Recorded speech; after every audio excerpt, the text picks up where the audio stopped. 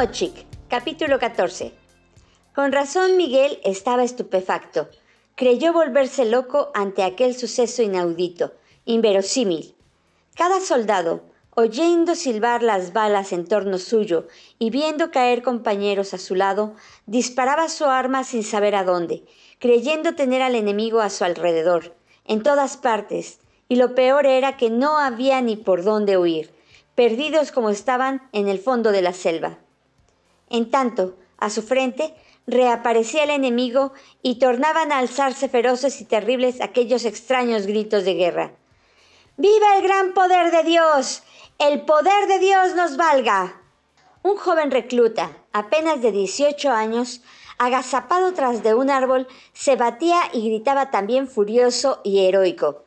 ¡Viva el 9º batallón! ¡A nosotros que nos valga Nuestra Señora de Guadalupe! El enemigo, oculto perfectamente tras de los pinares, prosiguió avanzando de árbol en árbol y de roca en roca, saltando con una agilidad prodigiosa, precipitándose como tigres en medio de la granizada que tronchaba las ramas y hacía saltar en astillas las piedras. Ya se empezaba a ver aquellos hombres altos y melenudos, de pantalones remangados, blusas blancas cruzadas por cananas y sombreros de paja con lienzos blancos también. Se les descubría al frente, saltando de un lado a otro. A veces solo se veían asomar entre el ramaje los cañones de acero de las carabinas que envolvían el árbol en una nube de pólvora. Aquel heroico soldadito apuntó a un hombre que a unos 8 pasos de él hacía fuego, pero éste, de un gran salto, quedó a su frente y allí, a boca de jarro, le disparó en el pecho la carabina. Cayó el soldado de espaldas y en ese instante una bala rompiendo la rodilla de su enemigo le hizo caer a su lado. Inmediatamente se incorporó éste preparando su arma, pero al ver que el moribundo, haciendo el último esfuerzo, le apuntaba aún vagamente sin poder tirar del llamador, le apuntó a su vez, descargando de nuevo sobre él su carabina en el instante en que el otro lograba disparar también su fusil. Los dos valientes quedaron muertos instantáneamente, uno al lado del otro. Si hubiesen entonces seguido el movimiento de avance, los combates cuerpo a cuerpo hubieran seguido, con ventaja de los federales, pero ya la desorganización era completa. Las 3 secciones de la primera columna estaban mezcladas y ocupaban un gran espacio, por lo que no escuchaban las órdenes sino unos cuantos. Era imposible verdaderamente seguir adelante en aquel desorden, aunque se conocía que el enemigo, escasísimo en número, podía ser arrollado si se intentase un empuje, pero el desaliento y el cansancio eran inmensos, y sobre todo hacían fuego sobre las secciones, a su retaguardia, y las balas en todas direcciones silbaban.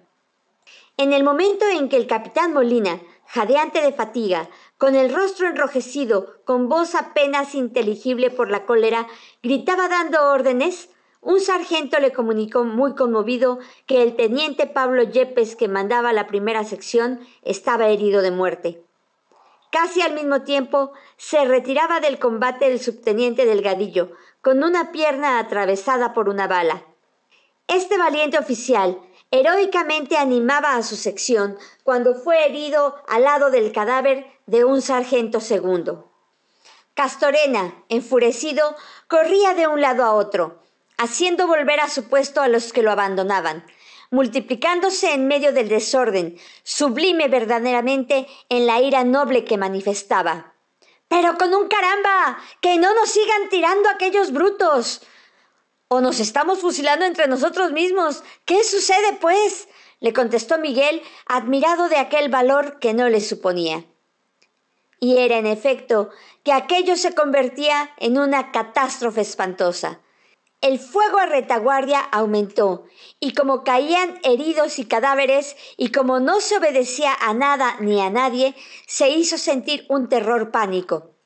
Los soldados en dispersión principiaron a huir arrojando las maletas. Era el sálvese el que pueda, la derrota. La consternación contagiando a los más animosos hizo retroceder a toda carrera y sin rumbo fijo a los soldados, que se reunían temblando y azorados en los sitios más lejanos del cruce de las balas. Miguel, en aquel instante crítico, sintió un arranque de suprema indignación y suprema cólera. ¡Ah! Con que así se perdían las batallas, y era la explicación de las hecatombes. No era esa la guerra con que había soñado al leer la historia de las grandes campañas históricas. Tuvo al fin que retroceder él también, contaminado por el temor, en tanto que allá en lo alto, la sección que les hacía fuego se retiraban en desorden, suspendiéndolo.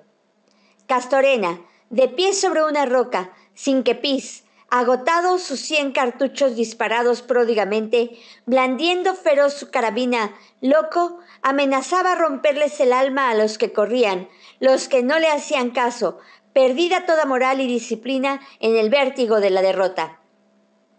¡No corran! ¡No corran! ¡Media vuelta y a ellos! ¡Viva el noveno! Miguel, enternecido y avergonzado, pasó junto a él abrigándose tras de la peña que le servía de pedestal, tratando de convencerle de su inútil temeridad. Él no le hizo caso y llorando de rabia. ¡Vengan! ¡Vengan acá! ¡En campo raso! ¡Cobardes!, repetía completamente ronco. Había que ver a aquel bravo muchacho desgarrado y polvoroso, de pie sobre su roca, erizados los rojos cabellos, con las lágrimas en los ojos, haciendo molinete con su carabina entre espesísima nube de pólvora. Había que verle.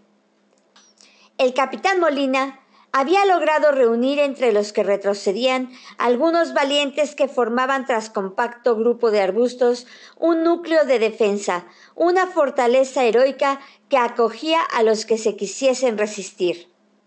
¡Eh, Castorena! ¡Mercado! ¡Por aquí! ¡Agáchense! ¡Agáchense!, les gritó. Y al fin, los dos, uno tras otro, con la carabina en la mano, corriendo de abrigo en abrigo, remontaron el cerro, oyendo los gritos salvajes de ¡Viva nuestro Señor Jesucristo! ¡Viva María Santísima!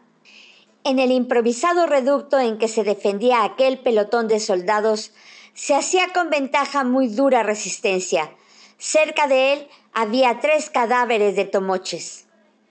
Por entre las piedras y rocas amontonadas naturalmente entre los troncos de los pinos que se elevaban rectamente hacia el cielo, se veían los kepis y los cañones de los fusiles que centelleaban a los rayos del sol que penetraba a través del alto ramaje, cuyas hojas descendían despedazadas por las balas enemigas.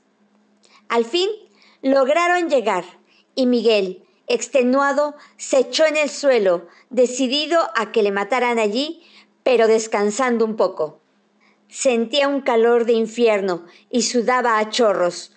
Hubiera dado su porvenir en ese instante por un trago de agua. Eran las 11 del día.